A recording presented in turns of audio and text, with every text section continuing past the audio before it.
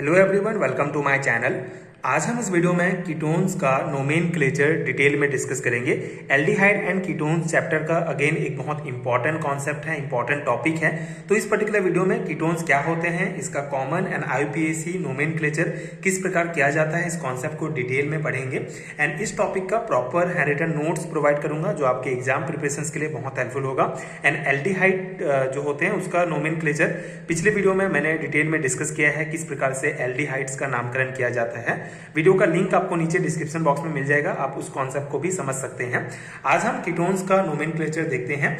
तो सबसे पहले कीटोन्स क्या होते हैं। The generic name ketones is derived from that of simplest member of the series acetone. ठीक है, तो कीटोन्स क्या होते हैं। बेसिकली कीटोन्स वो ऑर्गेनिक कंपाउंड होते हैं जिसमें कार्बोनिल ग्रुप C++O प्रेजेंट होते हैं। एंड ये कार्बोनिल ग्रुप चेन के बीच में होते हैं, न कि एंड पर होते हैं। जैसे जब हमने एल्डिहाइड पढ़ा था तो उसमें जो कार्बोनिल ग्रुप होते हैं वो जो हमारा कंपाउंड होता है उसके एंड में होता है, लेकिन यहाँ जो कीटोन्स है इसमें जो हमारा कार्बोनिल ग्रुप होगा C++O होगा, ये बीच में प्रेजेंट होगा। ठीक है, जैसे इसका जनरल फार्मूला हमारा कीटोन्स का जो जनरल फार्मूला होता है जो आप ध्यान रखेंगे वो होगा RCOR-। ठीक है, ये दो एल्काइल ग्रुप इसमें प्रेजेंट होते हैं और ये जो कार्बोनिल ग्रुप होता है C++O ये हमारा बीच में प्रेजेंट होता है। ठीक है, तो ये होता है हमारा कीटोन्स, ये जनरल आप याद रखेंगे। जैसे एग्जाम्पल में आप याद रख सकते हैं CH3COCH3। ठीक है, दो एल्काइल ग्रुप और ये कार्बोनिल ग्रुप हो गया।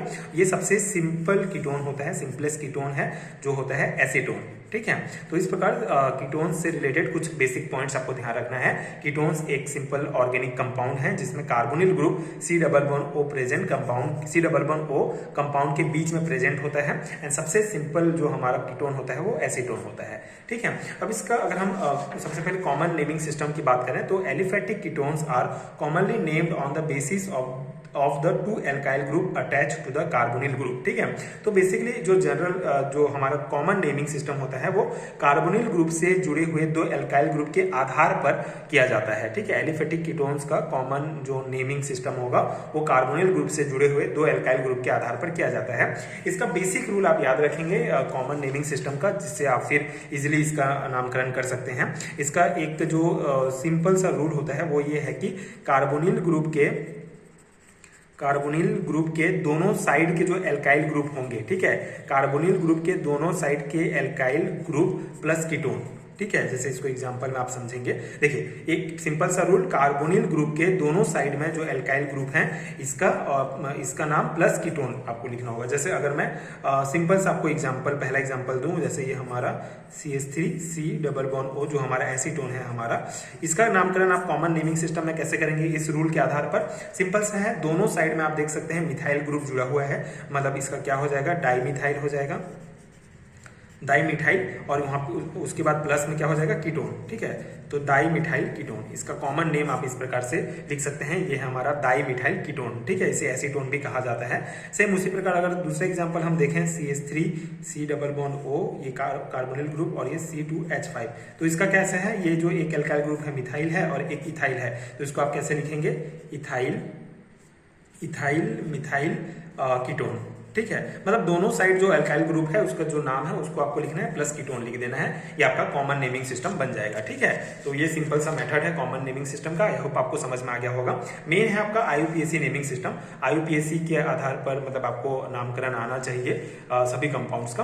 तो यहाँ पे सिंपल सा IUPAC नोमेनक्लेचर के लिए भी रूल है, जो हमारा एल्केन का E है ये हट जाता है और इसके जगह ONE लग जाता है, जिससे हमारा एल्केन का एल्केनोन बन जाएगा। ये सिंपल सा है IUPAC नेमिंग सिस्टम। ठीक है, इसके कुछ स्टेप होते हैं जो आपको ध्यान रखना है। जैसे सबसे पहले हम एग्जांपल्स के थ्रू ही समझते हैं इस स्टेप को। सबसे पहला स्टेप है हमारा कि लॉन्गेस्ट चेन चूज करना। ठीक है, जैसे अगर हम ये एसीटोन की ही बात करते हैं तो सबसे लॉन्गेस्ट चेन यही है। ठीक है, इधर से भी नामकरण करेंगे तो सेम आएगा, इधर से भी करेंगे तो सेम आएगा, 1 2 3 या 1 2 3। ठीक है, पहला पॉइंट है कि आपको लॉन्गेस्ट कार्बन चेन को चूज करना है। सेकंड है नंबरिंग करना है। नंबरिंग बेसिकली हमको उस साइड से करना है जहां से C++O जो है हमको पास पड़े, जैसे 1 2 3 इस प्रकार नंबरिंग करेंगे तो ये हमारा दूसरे नंबर पर आएगा। इधर से भी करेंगे तो दूसरे नंबर पर ही आएगा। तो यहाँ पे आप राइट लेफ्ट दोनों साइड से नंबरिंग कर सकते हैं, सेम होगा, कोई चेंजेस नहीं होगा।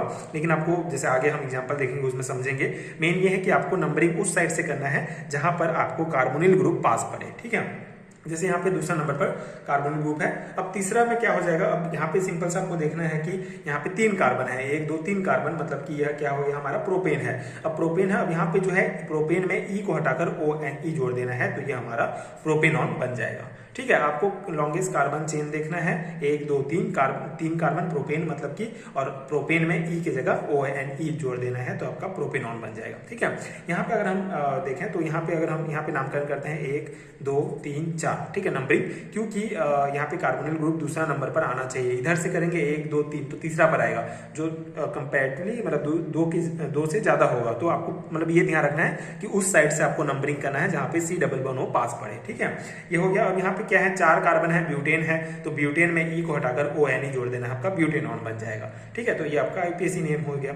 उसी प्रकार यहाँ पे पेंटेनॉन की बात करें तो यहाँ पे एक इधर से करेंगे, क्योंकि यहाँ से पास पड़ेगा हमको 2 3 4 5। ठीक है, तो 5 है, पेंटेन है, तो पेंटेन में यहाँ पे बेसिकली आप यहाँ पे 2 ब्यूटेनॉन भी लिख सकते हैं, यहाँ पे भी 2 प्रोपेनॉन होगा, क्योंकि 2 वाले पोजीशन पर जो है हमारा कार्बोनिल ग्रुप है, तो इसको भी आप यहाँ पे शो कर सकते हैं। वैसे इसको 2 नंबर पर कार्बोनिल ग्रुप है, पेंटेन 5 कार्बन है, तो और ई के जगह ONE हो गया, तो ये 2 पेंटेनॉन हो जाएगा। तो यहाँ पे आप जो कार्बोनिल ग्रुप जो है जिस पोजीशन पर है उसको भी आप यहाँ पे नंबरिंग को शो कर सकते हैं। ठीक है, तो ये इसका सिंपल मेथड है IUPAC नोमेनक्लेचर का, और ये इसका जनरल नेम है, common name, dimethyl ketone acetone, जो हमने कॉमन नेम सिस्टम में समझा, ethyl methyl ketone and methyl and propyl ketone, ये सब है ना। 2 और इंपॉर्टेंट एग्जांपल हम देख लेते हैं IUPAC नोमेनक्लेचर से रिलेटेड। एक तो हमारा ये 2 कार्बोनिल ग्रुप वाला एग्जाम्पल है, इसे डाइकीटोन भी कहा जाता है। यहाँ पे देखिए, यहाँ पे बेसिकली टोटल कितने कार्बन है, इधर से नामकरण करते हैं, नंबरिंग 2 3 4 5। ठीक है, टोटल 5 कार्बन है, मतलब कि पेंटेन हो गया। ठीक है, 5 कार्बन पेंटेन, 2 कार्बोनिल यहाँ पे है, 2 कार्बोनिल ग्रुप प्रेजेंट है, इसीलिए ये डायोन हो जाएगा, और इनका पोजीशन दूसरा और चौथा पोजीशन पर है। ठीक है, तो इसीलिए इसका नाम क्या हो जाएगा, पेंटेन डायोन 2,4। ठीक है, 5 कार्बन तो पेंटेन, 2 कार्बोनिल ग्रुप डायोन, और दूसरा और चौथा पोजीशन पे है तो 2,4। इसे एसिटाइल एसीटोन भी कहा जाता है। ठीक है, इसके अलावा इसको हम पेंटेन इस प्रकार भी इसका नामकरण कर सकते हैं, पेंटेन 2,4 डायोन, इस प्रकार भी लिख सकते हैं। ठीक है, तो ये IUPAC नोमेनक्लेचर सिस्टम का एक इंपॉर्टेंट एग्जांपल है, आप ध्यान रखेंगे। उसका अगर 2 कार्बोनिल ग्रुप प्रेजेंट है तो इस प्रकार से आप नामकरण करेंगे। 2 कार्बोनिल ग्रुप है तो उसको आप डायोन से दर्शाएंगे। ठीक है, ये हमारा एक एग्जांपल, इसमें जो है टोटल 6 कार्बन है, मतलब हेक्सेन हो गया। जो C O वाला पोजीशन है वो तीसरा पोजीशन पर है, एंड जो CH3 ग्रुप हमारा है मतलब 2 CH3 ग्रुप दूसरा और 5वां पोजीशन पे है, तो इसको आप 2,5 डाइमिथाइल हेक्सेनॉन 3 इस प्रकार से भी डिनोट कर सकते हैं। ठीक है, ये नामकरण है, मतलब दूसरा और 5वां पोजीशन पर 2 मिथाइल ग्रुप है, डाइमिथाइल, ये हो गया। 6 कार्बन है, हेक्सेन का हेक्सेनॉन बन जाएगा। ठीक है, क्योंकि ई का ON से रिप्लेस करते हैं। उसके बाद तीसरा पोजीशन पे कार्बोनिल ग्रुप है, तो इसको आप यहाँ पे शो कर देंगे। तो इस प्रकार से आप कीटोन्स का IUPAC सिस्टम के आधार पर नोमेनक्लेचर कर सकते हैं। अब इसका एरोमेटिक कीटोन्स का कुछ बेसिक सा कॉन्सेप्ट हम देख लेते हैं। The aromatic ketones in which C O group is attached to the benzene ring are called phenols. ठीक है, एक सिंपल सा पॉइंट आप ध्यान रखेंगे, जब C O ग्रुप जो होगा, जो कार्बोनिल ग्रुप अगर किसी बेंजीन रिंग पर प्रेजेंट है, तो वो जैसे C O प्रेजेंट, तो इसको कहा जाता है फिनोल्स। ठीक है, फिनोल्स, आप इतना ध्यान रखना है आपको, अगर एरोमेट किसी बेंजीन रिंग पर C O ग्रुप अगर प्रेजेंट है तो ये हमारा फिनोन्स कहलाता है। जैसे इसके एग्जांपल अगर हम देखें तो ये हमारा एसिटोफिनोन है। एसिटोफिनोन क्यों? क्योंकि यहाँ पे C O प्रेजेंट है, साथ ही साथ CH3 भी प्रेजेंट है। ठीक है, इसको आप ऐसे भी रिप्रेजेंट कर सकते हैं, यहाँ पे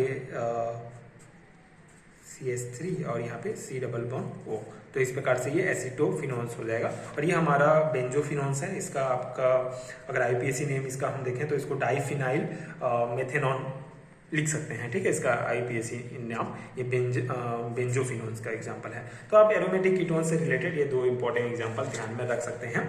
तो ये हमारा कीटोन्स का नामकरण हो गया, मतलब नोमेनक्लेचर। इंपॉर्टेंट टॉपिक है, आपके एग्जाम में पूछे जा सकते हैं, सेमेस्टर एग्जाम्स में, उस अकॉर्डिंग मैंने ये नोट्स प्रोवाइड किया। आई होप कि आपको समझ में आ गया होगा एंड ये नोट्स आपके एग्जाम प्रिपरेशन के लिए हेल्पफुल रहा होगा। अगर आपको हैंडरिटन नोट्स चाहिए PDF फॉर्म में, तो नीचे डिस्क्रिप्शन बॉक्स में आपको लिंक मिल जाएंगे, वहां से आप direct paid handwritten notes download कर सकते हैं, जो आपके एग्जाम प्रिपरेशन के लिए बहुत हेल्पफुल होगा। Thank you so much for watching.